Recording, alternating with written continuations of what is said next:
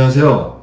저는 대한민국에서 고충 청구 제도를 가장 많이 수행하고 있는 문석중 세무사입니다. 자, 오늘 시간은요, 지난 시간에 이어서 이제는 바뀌어야 되는 두 번째 편, 세무서 편을 말씀드리도록 하겠습니다.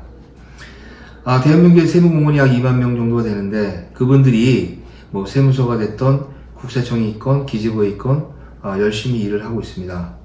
그 중에서 가장 천명 앞서서 일을 하시는 분들은 세무서에서 일을 하시는 분들인데, 이와 관련해서 저는 이 말씀을 꼭 드리고 싶습니다. 어떤 내용이냐면요, 저희가 이제 고충 청구를 해서 납세자보위원회 심의를 거쳐서 인용되는 사례들이 있습니다.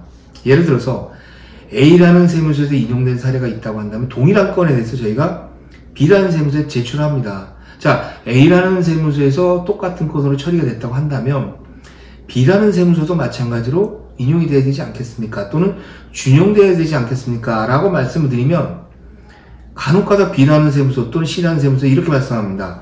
그거는 어디까지나 A라는 세무서에 관련된 내용이지 우리하고는 상관이 없다. 따라서 그 내용을 우리는 준용할 수 없다. 라고 말씀하시는 분들이 있습니다.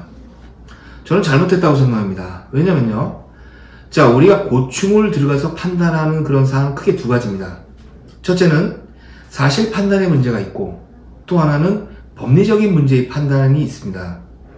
사실적인 판단이라고 한다면, 예를 들어서 이 사람이 어디 거주했다 라고 했었을 때, 거주했다고 볼 수 있는지 거주했다고 보지 않을지는 과세관청의 보는 시각에 따라 달라질 수가 있습니다. 그런데 법리적인 부분, 즉 세법과 관련돼서는 세무서별로 해석이 달라서는 안 된다는 얘기죠. 다시 말해서 세법과 관련된 모든 내용은 모든 세무서에서 공통적으로 적용해야 된다는 얘기입니다. 그런데 어떤 세무서에서는 그 부분을 인용해주고 어떤 세무서에서는 인용해주지 않으니까 이게 과연 법인지 또는 법이 아닌지 헷갈릴 때가 굉장히 많습니다. 조금 전에 말씀드렸듯이 사실 판단의 문제라고 한다면 세무서별로 달리 판단할 수 있고 또 그런 부분 저희도 어느 정도 수용합니다. 그런데 법리적인 부분에 대해서는 그렇게 해서는 안 됩니다.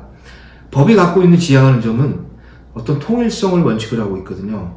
그래야지만 우리가 법의 취지인 그 예측 가능성 또는 법적 안정성을 확보할 수 있는 겁니다. 저는 세무서 분들께 꼭 이 말씀을 드리고 싶습니다. 법리적인 문제, 즉 세법과 관련해서는 모든 세무서가 공통적으로 적용하는 것이 옳지 않느냐. 그래서 본인들이 생각하는 어떤 내용이 다를지언정 그것이 곧 납세자를 위하고 곧 법적 안정성을 취하는 첨경이기 때문에 이제는 다른 세무서에서 법리적인 부분으로 인해서 인용된 사례가 있다든지 받아들이는 경우가 있다라고 한다면 다른 세무서도 마찬가지로 공통적으로 인용하는 것이 옳지 않겠냐. 따라서 세무서의 어떤 전향적인 태도의 전환, 이것을 촉구하는 바입니다. 자, 이상은 이제는 바뀌어야 된다 두 번째 편으로 세무서 편을 말씀드렸습니다. 다음 시간에는 이제는 바뀌어야 된다 세 번째 편, 납세자 편을 말씀드리도록 하겠습니다. 감사합니다.